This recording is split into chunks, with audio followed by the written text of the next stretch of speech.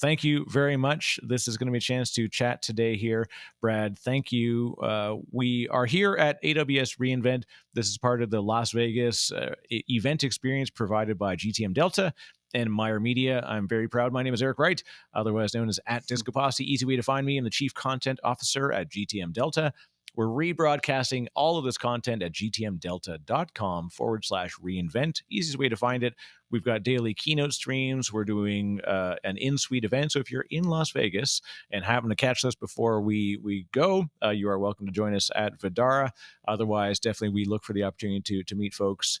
And this is why we do this, right? The chance to be able to bring folks together. So with that, Brad, introduce yourself to folks that are brand new to you. We're going to talk about you, Morpheus Data, AWS reInvent, the craziness that's going on here, and what kind of fun stuff we're doing in the market. Awesome. Thanks for inviting us into the suite. I'm Brad Park, so I manage product and marketing. So I wear different hats depending on the day, and it's nice to be here with Eric because he too has sat at that intersection for a long time. I've known him for a while, so it's exciting to be here at reInvent. A lot of good energy, I think it's a good show. I think we're going to talk IAC, automation, cloud. We can hit a number of different topics. Yeah. I definitely, the automation in general, I think is one of the biggest things we can, infrastructure as code will be good. We're probably going to get you and Rob to sit down together and pair off. We've actually decided in looking at the classic 4-person panel, the problem we bumped into is that we end up with everybody gets, 4 minutes of response, and then somebody wants a 4-minute rebuttal to the first 4-minute response. And so you basically introduce each other for 8 minutes. Then you have 4 questions, and then you give post introduction, exit, and it's like, we can't have effective conversation. So we made a conscious effort to thin down the method so we can really more like a podcast and a true discussion, which is, you don't want a presidential debate with 2 minutes of content surrounded by 8 minutes of intros and exits. Yeah, it's like there's a Canadian show called This Hour Has 22 Minutes, and it was a knock on the news program. So they did news, and that's really what it is it's all advertisements. It's all like when you get to the meat of it, there's not much on this on the bone. We could have done this in 5 minutes. Yeah, exactly.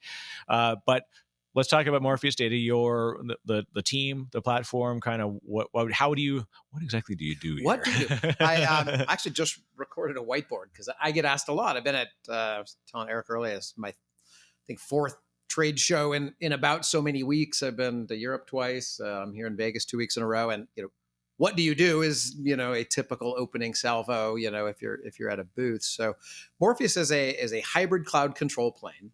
The conversation that we're having more and more with customers is that, in big enterprise, we see that kind of maturity around cloud, around DevOps, around automation has changed a lot in the last few years. Now I'm talking to a lot of platform operations team leads, right? They're being tasked with enabling developer self-service inside big enterprises. And that's, much easier said than done. But that's what makes cloud a cloud. It's why 50,000 people are here at reInvent this week. Exactly. That developer experience, getting self-service, getting things provisioned very quickly without waiting for IT to handcraft a bunch of VMs and container clusters. That tension between dev and ops is alive and well. We're a decade into cloud and DevOps, and people are still trying to solve it. That's where Morpheus sits, right? We integrate your on-prem hypervisors, ITSM tools, networking stack, your public cloud accounts into a framework so that developers can hit a button, run an API, get a workload provisioned. At the same time, ops can set policy, guardrails, budget, so that everybody gets what they need without stepping on each other's toes. And I think if I look at my own practical experience in this space, it was always the panacea was to create this self-service portal, but in the end, it was really difficult to integrate the adjacent ecosystem. So it ended up being a self-service portal that would trigger an email to then run a PowerShell script that would then, somebody would schedule a nightly job to run something in provision, and we struggled with that. And it's so much more than what Morpheus alone is doing.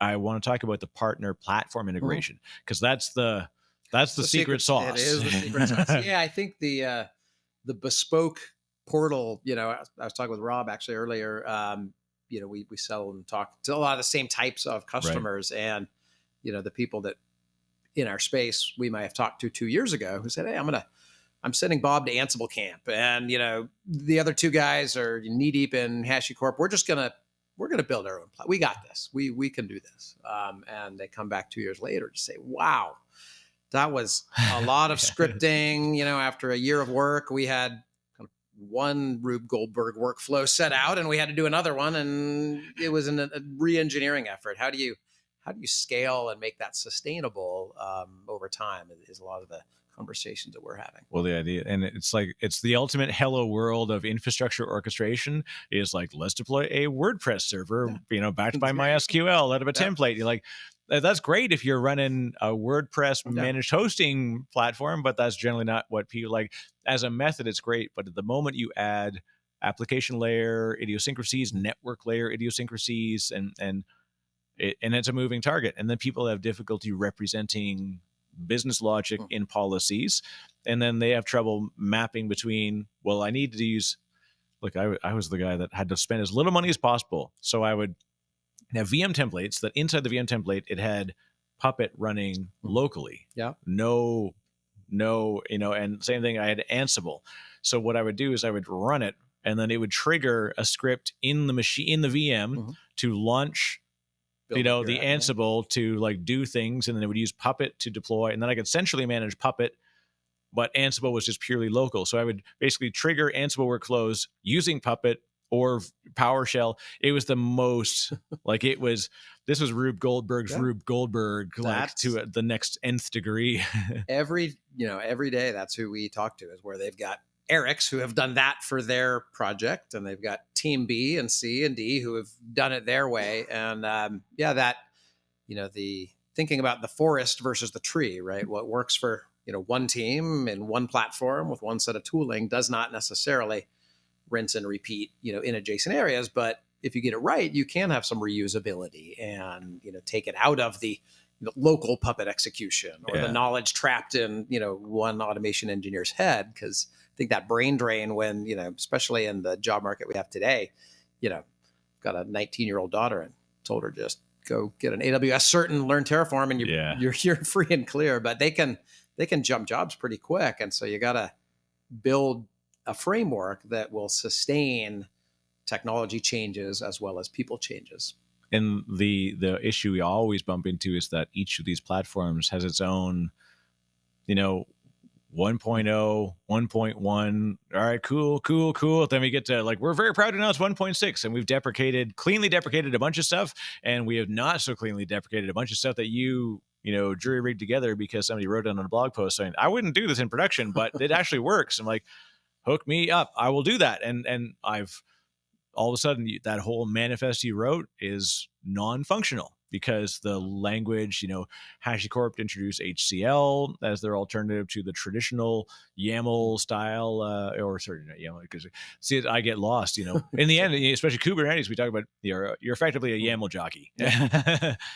We get asked a lot, how do you keep up with all of the various integrations? Because that's a big piece of what we do. We're a framework that lets you tie in your ServiceNow, your VMware, SolarWinds, insert tool here, right? Yeah. Everyone's got dozens of tools that do not hand off to each other very well.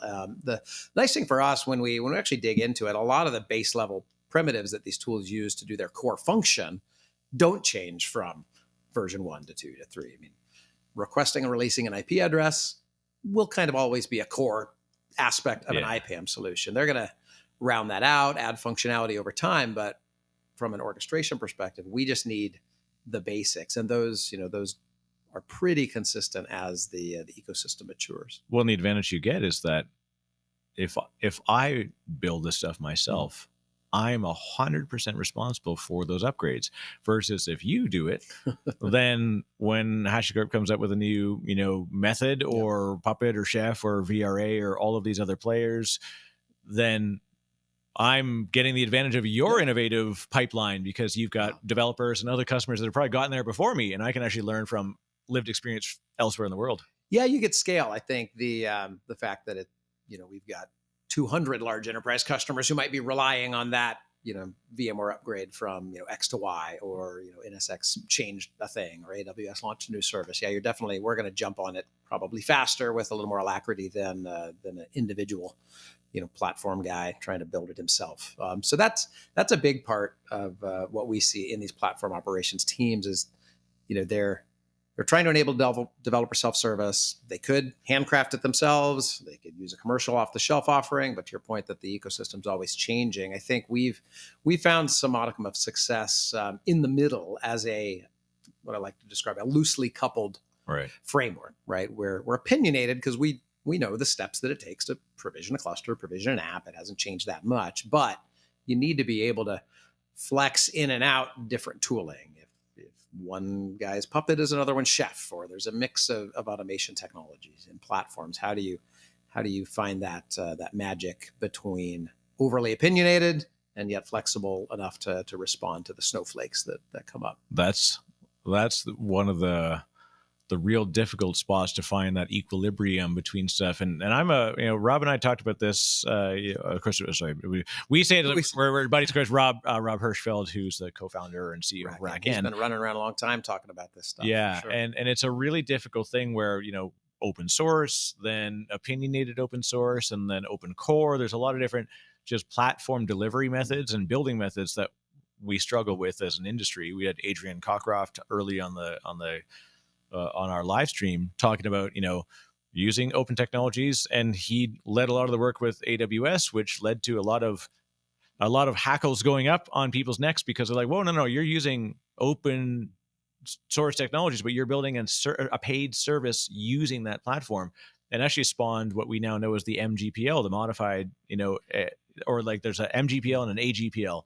There are ways in which they try to insert language of like, you can use this for anything unless you're making money off it. And then, no. But you can't do that. Like I could tell my kids, don't look out the left side of the car, whatever you do. Guess what they do?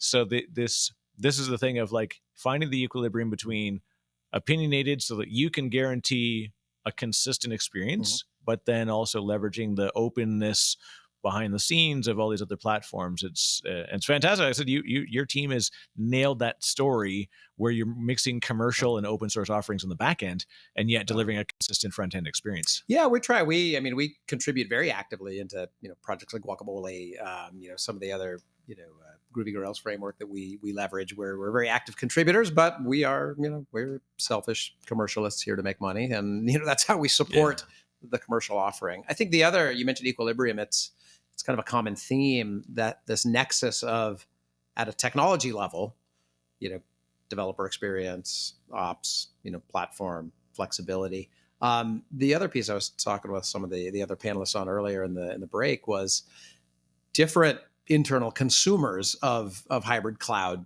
have different needs, and that's okay, right? Right. To get what a developer wants out of a centralized platform is very different than what platform engineer or IT wants, very different than what finance wants, and very different than what security wants. I think where these projects get very messy is when each group kind of tackles their KPIs, what they need, and kind of at the expense of everybody else. So a big part of our goal in working with teams is whether you use Morpheus, whether you home grow, 1,000 scripts or some combination thereof, these different consumers of hybrid cloud are going to step on each other's toes, and you have to recognize the context in which they want to consume and get their needs met without kind of deprecating what someone else is trying to do. And it goes back to just pure first principles. Go to the core requirements. What is it you're actually trying to achieve? Not like, because they'll come to you, a developer will say like, I need a way in which I can use this Perl script, on a container. And you're like, oh, okay, well, we can give you like a control machine. We'll deploy it. We have to make sure it's available in each network. So we have to create a virtual cross-cluster network. And so you would go down this gnarly road of figuring that problem out. And then you say like, why are you using a Perl script to reach a container? They're like, oh, just because we have this like funny little process we run that after the container spawns, and we wrote a really cool script in Perl that it just worked for so long. Like, oh, okay, so like maybe let's tackle that specific problem at a first principles method. and say, what is it you're trying to do? Oh, it joins the server to a load balancer. I'm like, oh, well, there's probably, Might be a better way to do right, that. there's Yeah. many, many ways to skin the proverbial feline. That's I guess what's fun from a engineering perspective. There are so many different ways to skin the cat. One of the things I think we found success with over the last you know handful of years. I know 99 ways not to approach a I'd say Morpheus conversation. the But best thing you can have is hard lessons, oh, because they create fantastic future frameworks. it is. We found a lot. In some of our early days, we were chasing deals and wanted to help customers, and we were kind of finding product market fit. And customers would say, well, can you do, here's how we do it. Can you help us automate that process? I'd say, well, sure. At this point in our maturity, though, we've got 700,000, VMs under management. We've deployed tens of thousands of apps. We have done this for a while now. When folks come to us and say, to your example, here's how we're doing a thing, I think feeling comfortable saying, well, let's talk about the outcome you're trying to achieve, and are there, can we do that in 12 parsecs, not 24? It's hard because we also get wrapped in this thing of like, what are you actually trying to do? It depends. Like these very sort of like just non-answer answers and questions they seem almost like adversarial. And especially in ops teams, there tends to always be this resistance of like, look, I'm just trying to get a server spun up because you people take forever, and we create these friction points because we want to have some level of control. If you ask a DevOps, if you ask someone to define DevOps, if you ask an ops person, they'll say it's a way to manage and control developers so they don't get kind of crazy. We know what they're doing. And if you ask them, a developer, they're like, what's DevOps? Like, well, it's a way to get the bloody ops people out of my way so I can get stuff done in time. We've eliminated a space, but we've created space between the teams. So yeah, we've created abstraction layers that have new silos that we have got, silos as a service at this point. One of the silos that we've seen emerge, and it's probably pertinent to the IAC automation topic, is actually scaling the automation teams within the enterprise. We've seen more and more interest and conversations around, let's take Terraform as an example, right? Very popular. You mentioned HashiCorp earlier. There are not enough kind of skilled engineers who have that, that skill set. Right. You're not going to get all of your classic operators to go knee deep there. How can you scale without adding just additional human middleware? And so one of the use cases we've seen emerge a lot is taking an automation team's IAC patterns, their frameworks. They can still do those the way they want, manage them through Git, but then publish those into a catalog experience that is accessible by non infrastructure as code jockeys, right? If you just need to create a landing zone or take advantage of some of those patterns, how can you do that without necessarily having the knowledge of the guy who wrote the script? So if you can create that center of expertise around automation, but scale that with the right platform and tooling, that's, I think, one of the interesting ways we've seen this hybrid cloud space emerge. We're further into the evolution of it. What's the last 2 years looked like for you? Well, 2 years maybe not a good. Let's say the last 5 years in the yeah, exactly, that thing that landed in the middle that kind of blew up the calendar. But what have you seen in true implementations versus it would be neat if we could do this 5 years ago, to like, what have we actually landed a plane on as being able to deliver some of the goals? Yeah, in this space, we're at reInvent. I'll steal from the classic R model. Rehost, 7 R's or whatever. Yeah. I'm going to pick on three that come up a lot for us. It's rehost, so lift and shift, kind of with early days of cloud, and your background Turbo. We talked before when I started at Morpheus 5 years ago. You talk about hybrid cloud management. 9 out of 10 times that was smoke and mirrors in front of I'm worried about the cost of cloud, right? Because at the time, operators were cleaning up those rehost, failed experiments. We could go in 5 years ago and talk about developer self-service, talk about, normalizing patterns of provisioning and replatforming, but, companies had not matured at that level.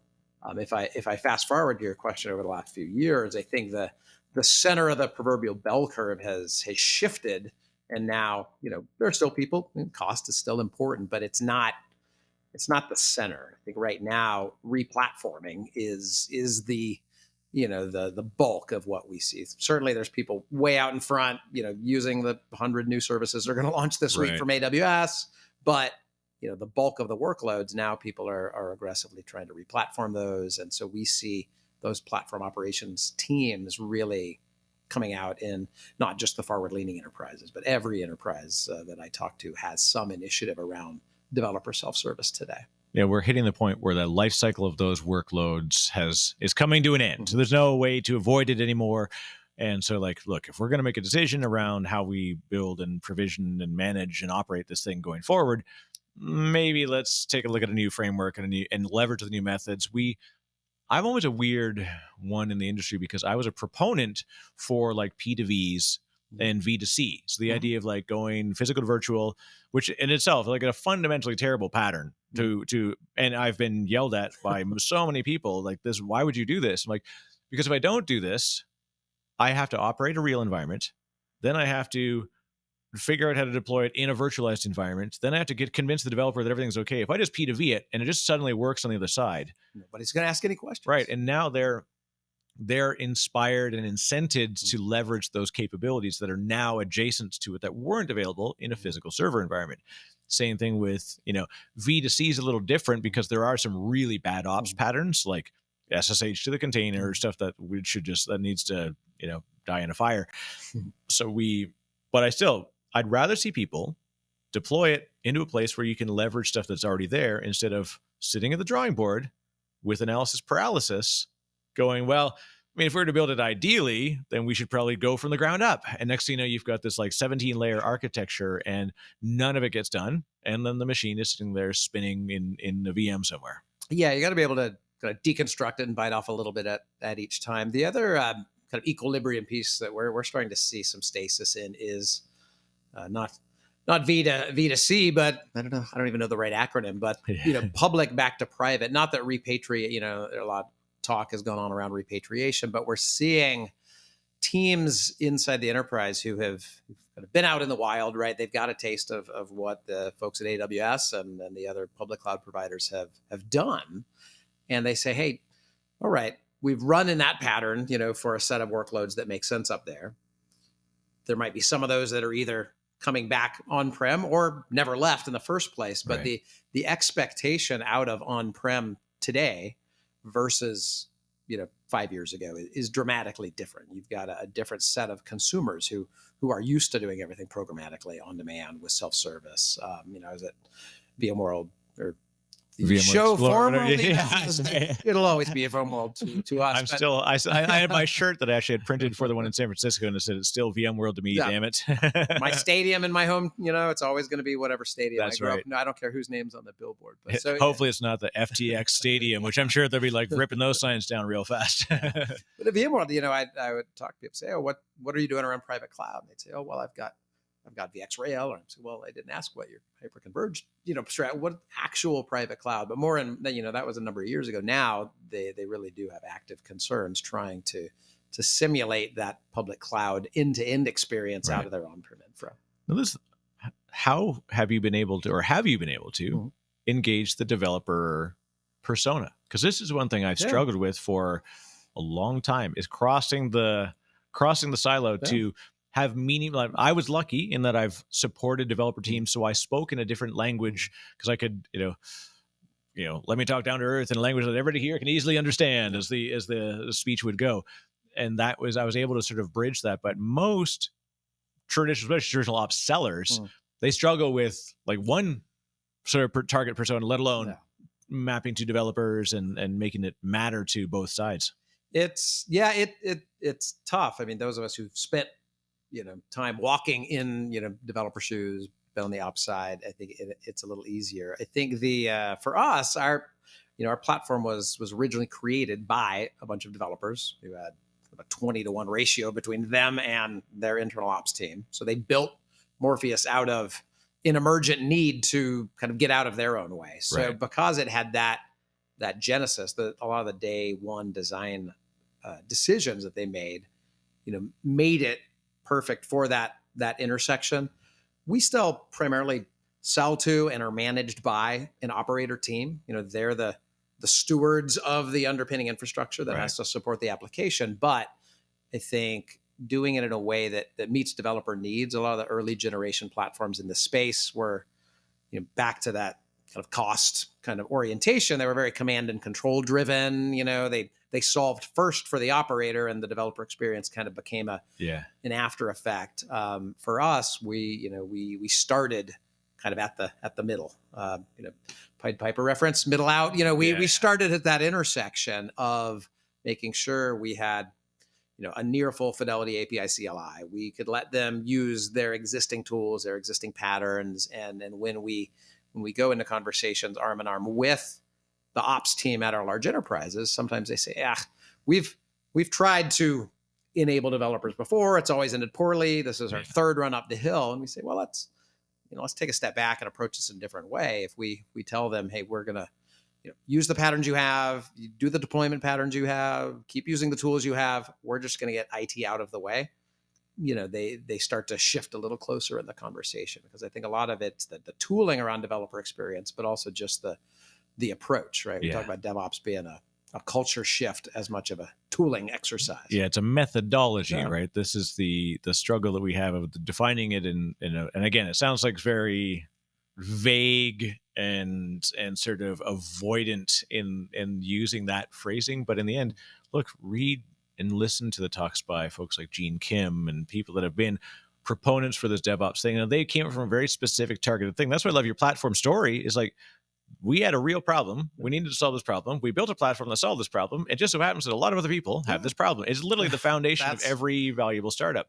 And being able to work with both the traditional ops audience and platforms, but yet embrace the methods of what you're trying to do. I used to always ask vendors that would come in and say, like, and this is what we can do. I'm like, do you have a fully, RESTful public facing API that's well documented? And, somebody like, well, we have a C, sharp SDK. And I'm like, not helping me. And they're like, oh, well, what's your favorite language? My favorite language is, I'm going to buy another product, and that product is only going to speak via RESTful APIs to your product. And that it wasn't that I cared about me going into Postman and carving out code. It was like, I'm going to buy other things that use your API. I'm not going to consume the API. This is software consuming software, which is what this, the software defined thing was about. It was about software consuming software and taking management actions, performative actions, things that were going to drive change, activity, not just like, hey, here's a really cool dashboard. Look at that.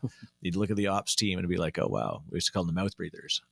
Just watching, like, they'll bring, red light would go on. They'd run to a server and double check, juggle the cables.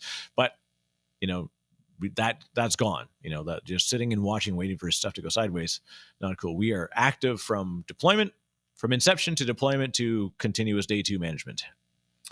Yeah, our co-founder doesn't joke that IT's largely been trying to solve the same problem in different ways for near on 30 years. Whether it's OpenStack, Kubernetes, platform operations, DevOps. It's different ways of surrounding the same ugliness that is the complexity of IT. It's job security for those of us in the in this world, but we're just taking other runs up the same hill. I do think that there's a little more shared understanding now across the aisle, so to speak, back to political, narrative. The developers have moved closer to ops has moved closer to developers. They're never going to, walk together in each other's shoes, but these central platform operations teams, again, I'm excited to go check out the show floor here in Vegas, see the dialogue, but between Gartner show I was at, the VMworld show, I was KubeCon, those worlds, 5 years ago were complete Wild West, different conversations. I'm seeing repeatable patterns in the questions that customers are asking. And they feed back into each other too. Like I often say, like, I'm sort of a bit of a bold one that I look for stuff because we learn from patterns. Humans learn from patterns. Platforms learn from patterns. And I will say OpenStack failed in certain ways, and it's been successful in ways that people don't realize it. Sure. It's like OpenStack is like the RC Cola of MSP infrastructure, because while everybody else is arguing over Coke and Pepsi, well, there's a lot of RC Cola Yeah. floating around. Every rebranded cola was made by like at one point they were the largest producer of colas in the country, even though it was the Pepsi Coke wars. Interesting. So by volume, that's going on. And then so OpenStack made critical errors in trying to, where do we tackle user experience? Do we tackle operator experience? Do we tackle, build from scratch, build from code, build from script, build from package? And there's all these sort of necessary, really difficult conversations happening that we needed to solve these problems. And we couldn't. We couldn't agree on them. But then all along came Kubernetes and was just like, hello, it's like that sort of that jealous girlfriend meme where you're like looking around, it's like OpenStack, and then we were doing that. Exactly.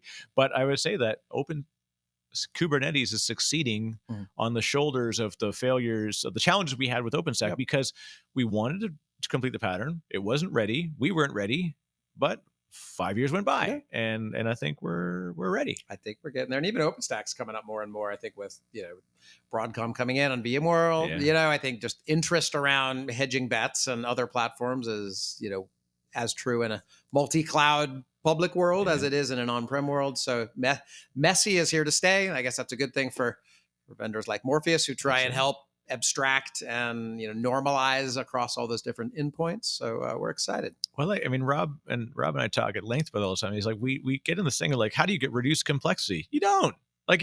You can't. It's impossible. What do you do is you manage complexity. There's a certain point you can't create abstractions for everything. If you do, there's a trade-off to performance cost. It's like, but we have this thing in our mind of like, can I just get rid of all the complexity? Like, no, that's like saying, can we get rid of all the developers? Can we just, I thought low code, no code solved this problem. Sure. Write your business logic in drag and drop interfaces. Like, I can't even get like my kids to create those little like robots that follow marker lines without having it go sideways. So how in goodness name can I build in complex business logic into a multi-platform integration, like Siebel CRM, integrate with mainframe and midframe and all this like that? Back in the day, we saw that. We'd just create these giant monitors that had 7 windows in them to hide the fact that these were completely disconnected systems. Yeah, complexity is always going to be there. How do you, to your point, you minimize it. If you can turn it into a benefit, force multiplier, try and use what's there. But that's the trick, and what we're having fun helping customers with every day. When I look at the cloud and multi-cloud and hybrid cloud, and the folks from the Cube and Wikibon are sort of introducing this concept of Supercloud, which is it's funny. We've, as a community, we've had a bit of sort of tongue-in-cheek back and forth on it, but I was actually happy we had a couple of group discussions, feel like therapy sessions of like, what are they actually trying to do? And Dave Valente and the team, having the discourse over Twitter is not a profound in little 100-character bites. No, I have enormous respect for Dave and that team, and I think a lot of the underpinning concepts behind what they're talking about in Supercloud are very much in alignment with what we've seen elsewhere. I think a lot of the analyst shops have to come up with their own word. It's right. It's distributed cloud. If you're Gartner, it's Supercloud. Whatever we're talking about, it's a more pervasive layer. Disaggregated hyperconverged infrastructure. Remember when that came out? And I forget, it was that. Anyway, I may or may not remember the name. I think it was fungible. That was their sort of yeah. And that was this concept of disaggregated hyperconverged. And people are like, wait, that you're making up words at this point. Like we're in the business of making up words. We're in marketing. But that for me was, hey, it had a specific set of problems. We talked before, again, with Adrian Cockcroft earlier today, we talked about this idea of, what CXL is going to do for hardware ecosystems to be able to literally create building block Lego style implementations where you're just like, I need more memory. I need more channels to my memory. I need, GPUs. And they just need to speak over a common interface. So CXL came along as a standard, and vendors are like, all right, gotcha. Let's do it. And we're getting there. Like, look, truth is, Supercloud, you're it. Yeah. Like, and in my view, Morpheus is when I looked at Dave's definition, well, I say Dave did. I don't mean to, we call it Dave, but like Yeah, Dave has been the largest vocal sure. proponent for it, and obviously Furrier, John, and a bunch of fantastic folks over there. But like when I read that definition, I'm like, it sounds like me like you just looked at the Morpheus Data website and you It's solved this problem. it's pretty close. I had a chat with Dave and John in Las Vegas at an event over the summer when they were still kind of floating it around, and yeah, it was easy for me to lean in and say, yeah, I agree wholeheartedly with the concept, Yeah. because it is in fact what we do in a lot of ways. Well, and to me, that's a fantastic validation, Hmm. because you didn't go to them like making a market. Look, I know this myself. Application resource management. How many times you have to say that before someone goes, "What exactly does that mean?" And like, I'll tell you what it means. If you have to explain it, like we went through that thing of trying to create a market, create a definition. Analysts have a bit more capability to do it, but again, as practitioners, we often we sort of poo-poo the idea of an analyst defining what we do, but in the end, that's kind of what they're supposed to do. It is. I've had it's interesting to think about my Morpheus journey. This space we're in around platform operations now is kind of at this intersection of a lot of these kind of categories or markets that existed. When I started here 5 years ago, cloud management platforms, or CMP, was a defined market. Right. It was coming. Gartner was doing their Magic Quadrant, and that's so 2019.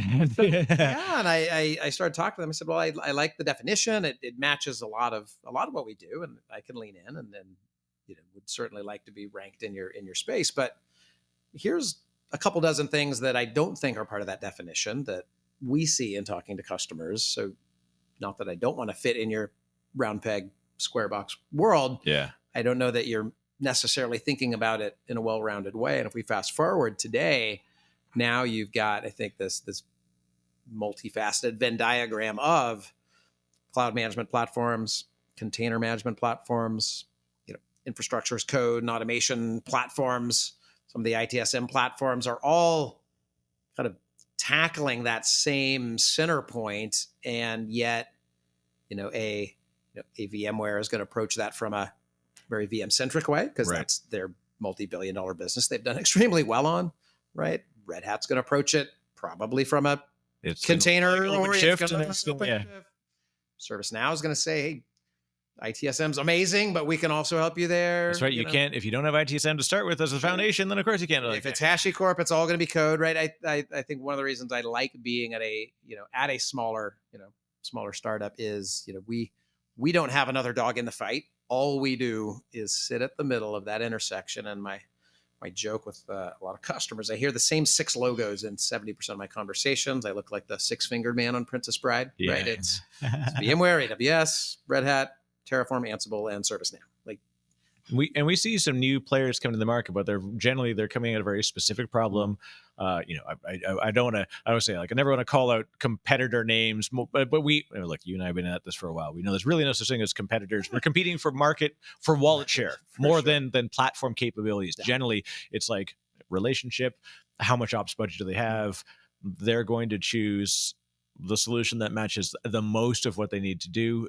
In the end, I mean, I unsold plenty of my own stuff just to be like, look, you folks are not going to get the value of what I'm giving you, and then you're going to hate me, and so I'd rather say, what's the problem you're trying to solve? You've got these other tools, like, well, let's have you talked to those? Like, let's avoid future churn. Like, let's help you solve your problem. Yeah. And so I think that, but most of the newcomers in the space that I've generally seen have been very focused in the Kubernetes container space, because that's kind of the new battleground. For sure. No one's racing to go figure out new ways to displace VRA. Like, VRA is the best thing at displacing VRA. And I'm gonna say, like, I should say, I'm saying this as a longtime user builder of VRA workflows. Even when I got it really good and really right, 6 months later, you'd be at VMworld and they're like, we're proud to announce that we've completely refactored the entire ecosystem and none of your previous scripts are going to work. And like, fantastic. My favorite prospect is someone who has spent a decade with VRA, because as soon as we talk to them, it starts to make sense. The truth is, look, when again, our industry is filled with people with integrity far more than people are chasing dollars, especially now. Like, I think it's gotten a lot better where there is no more takeouts. I mean, there are takeouts, but you don't eliminate. Just like when it started with storage, you couldn't have two storage platforms in one data center. You have like 14 in For everyone now. sure. Like that's Yeah, it's it's a definitely a non-binary world we live in, yeah. right? We'll say that the amount of tooling, is ever increasing. The amount of technical debt piled at the bottom of the escalator is always going to be there. So how do we as vendors, and as practitioners, use what we have, try and get out of our own way as much as possible without adding more cruft to the bottom of that escalator. Toil. Toil. This is a word that I'm hearing more people use. And in fact, I mean, it's effectively technical debt, but Sure. whether it was just because of a bad connotation of, it's like saying business continuity versus disaster recovery. It's like, ooh, sounds ominous and risky and dangerous and scary. Whereas business continuity, like, ooh, that sounds kind of neat. Same thing, I think, technical debt versus toil. Mm-hmm. I mean, like six of one and half a dozen of the other, but I'm seeing, especially in the developer ecosystem, toil is becoming a very common phrase to describe post-implementation difficulty, not necessarily pre-implementation, but like, and in the end, it's technical debt, right? Yeah. Run. What do I do with this thing day one, day two, and beyond? And how do I repeat that process, when I need to? If you could take your magic crystal ball and sort of look ahead to this hybrid multi-cloud, what do you see as the future for I'll say a mid-sized enterprise in the coming couple of years, now that we're kind of back to throwing human capital at, let's make sure that we're stable, especially with both financial, but just technically stuff has changed. Is multi-cloud a thing? Is hybrid cloud still a thing? I mean, would you describe that, the traditional environment or standard environment? Yeah, I think one of the product leaders I've respected for a long time once told me, "Simple always wins," right? But it's also, apologies, I wrote you a 10-page letter. I didn't have time to write a shorter one. Getting too simple, takes a lot of work. I think the nirvana of dev and ops, public and private, if we can, as a industry, make that as simple for enterprises to take advantage of, that solves their bespoke problem, but without a bespoke solution, that to me is nirvana. And I think where folks are headed, because we're not going to be able to afford the new set of silos that we're building on top of the old set of silos. It's a lot like we're building legitimate dollar debt. Forget technical debt. The house of cards will at some point collapse as an industry, or I think a new set of buyers and practitioners is actively coming up, right? I mean, we're now in the starting to be gray hair, later 40s world, and the buyers and the practitioners that are coming up today are coming up with a very different set of expectations. And as the big balloon would tell you, I'm far beyond the 40s.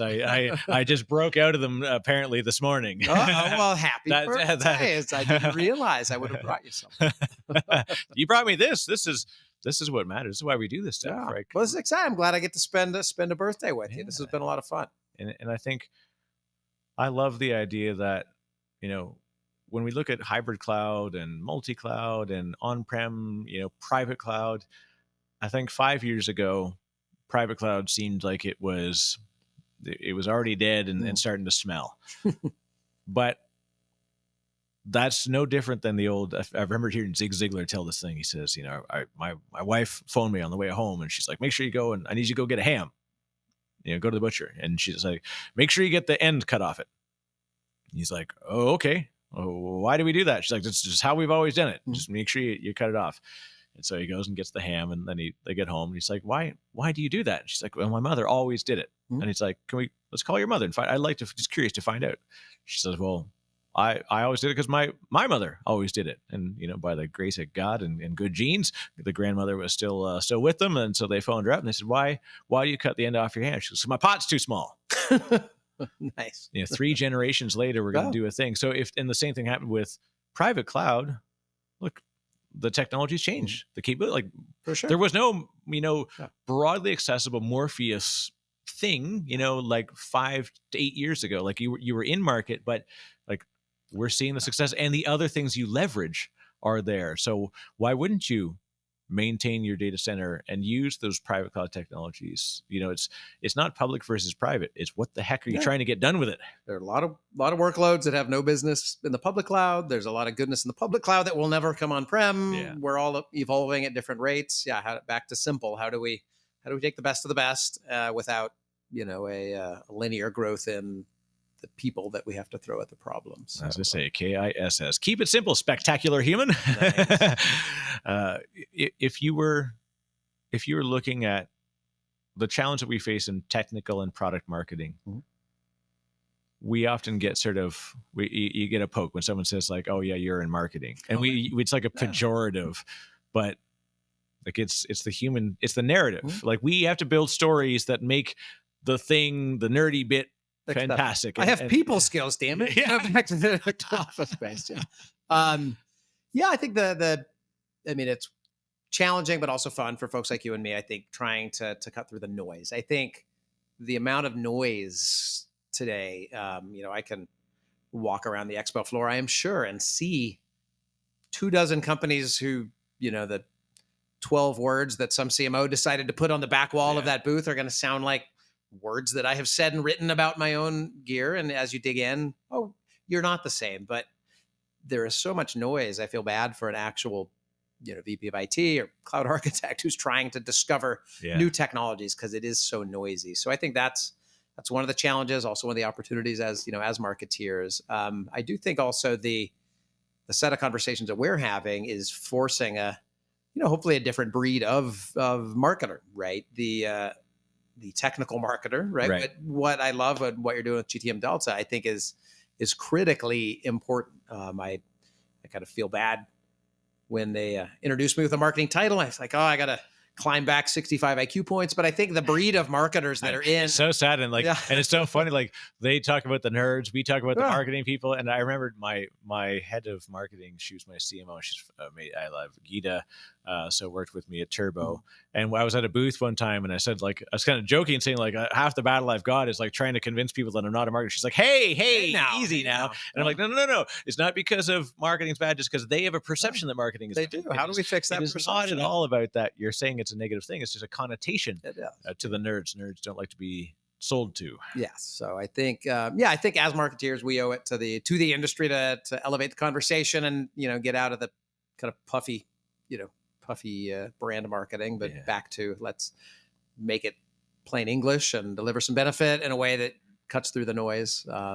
We'll talk about it simple. Perfect. It is literally, it all goes back. Look, if you read every Stephen Pressfield book, if you read all these things, the hero's journey, the Donald Millers of the world, like it's, you have a hero, somebody who needs to achieve a particular outcome, and they run into a struggle. And through that struggle, you happen to have something that they need to get past, and you're able to bring them. Along comes somebody else who's able to be their guide. Yeah. This is their Yoda, and then I'm just gonna say you're archetyping Star Wars, right? And it's fun, like the narrative through there. Pressfield does a really fantastic breakdown of that. How it is, they call it the Luke and Yoda archetype, because that's how the story plays out. And then that guide gives them what they need, and then they let them fail, and then through that they discover something about themselves, and then ultimately, but it's the same thing. You have somebody that has a problem, you explain that a problem exists, they acknowledge they have the problem, they acknowledge it's important in order to solve the problem, and there's a value attached to solving that problem.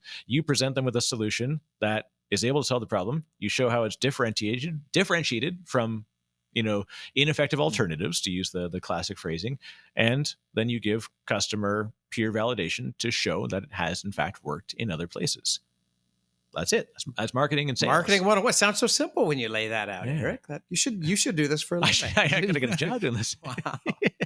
But it's, when you go back to the core, that's why I've loved in keynote speaking. It's always done the same thing. Every presentation I got, people asked like, why do you have like 7 images of rockets at the front? I'm like, trust me, it'll make sense when you see it. It's the first 7 minutes, and just to be able to guide people to what matters. And it sounds kind of, it feels a little goofy and tongue in cheek sometimes, but I'm like, I'm doing it there may be some of that in it, but I'm doing it because it legitimately does connect people No. to the story. Like, okay, now that we understand that, let's look at what's the real problem. What's your problem that you're experiencing, and that value. That's why I'm curious about the developer, Yeah. because it's tough.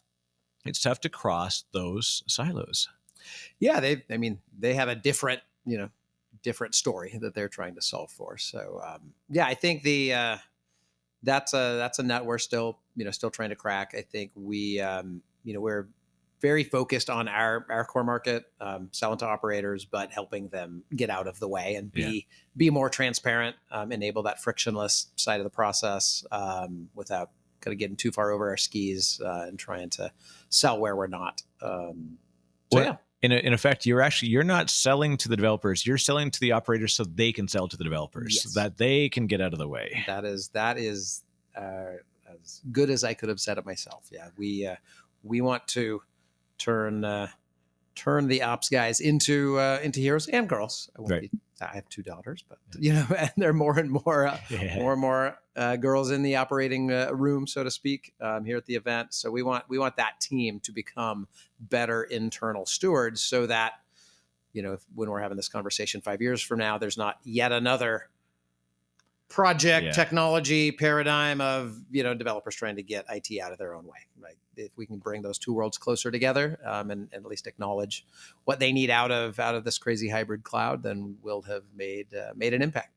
And in the end, if I could, the best thing of, we're trying to make your job suck less. Like, if that could be Suck that, less. that's like, there's a Dudley Moore movie. I forget it's called, Crazy People, not Crazy People. Anyways, it's something where he's an ad exec, and he just, like, he has a nervous breakdown. He's like, I can't do this anymore, and so he ends up in an insane Yeah, yeah. in an asylum, I have and through that meets all these sort of Chevy ragtag Chase group of was in that folks. one too. Yeah, Yeah, yeah. yeah, and so he says, like, I'm going to come up with, like, truth in marketing, and it's always hilarious. Some of the stuff, like Volvos, they're Boxy but safe. safe. Yeah, that's a good one for sure. And that, when you do boil down to it, that's the undercurrent. That's what we're really trying to say. We throw some funny words onto it, but, like, that would be a Dudley Moore method. Is like, Nice. we're gonna make your world suck We're less. gonna make IT suck less. I like it. Awesome. Well, Brad, thank you very much. And if folks, if they do want to reach you, Yeah. what's the best way they can do so? For sure. So morpheusdata.com is where you can find more info on the platform. I'm Brad at morpheusdata.com. I guess the advantage of being number 11 is I get the one word, two guys in the garage, where we got 100 people now. So, but yeah. And then at Morpheus Dude on Twitter. I hang out there too. So please reach out. Your brand association is fantastic. I try. Yeah. And talk about your shirt is fantastic. See? I love this.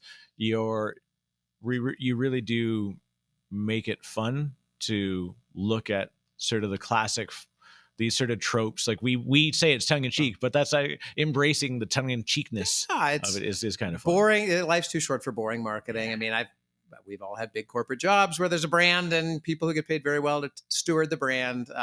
Being at a small shop, it's been fun to have a little play with that. And I love pop culture and movies. So whether it's Princess Bride or Pulp Fiction or Bob Ross, we like to bring a little fun into the marketing. So I'm gonna go down, like, I'm the worst nerd ever, because I've never seen Princess Bride. I've never seen all the. I said, I'm out.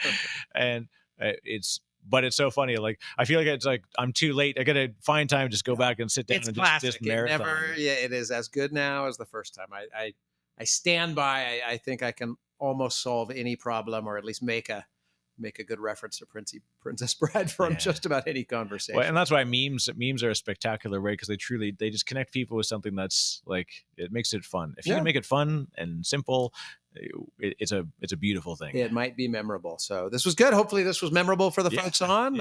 Enjoyed spending some time with you, and we'll be here again later on at reInvent. Yeah, we got more stuff going on. So I hear things buzzing and beeping and all sorts of craziness going on. So with that, we're going to wrap up. So Brad, thank you very much. And of course, as mentioned, Brad is going to be available. We're going to do some more. We'll have you jump on the keynote stream tomorrow and Thursday if you're. I can't remember if you're around for both days, I'll be around. Yeah, so we'll make that happen. Of course, MorpheusData.com. I highly recommend this.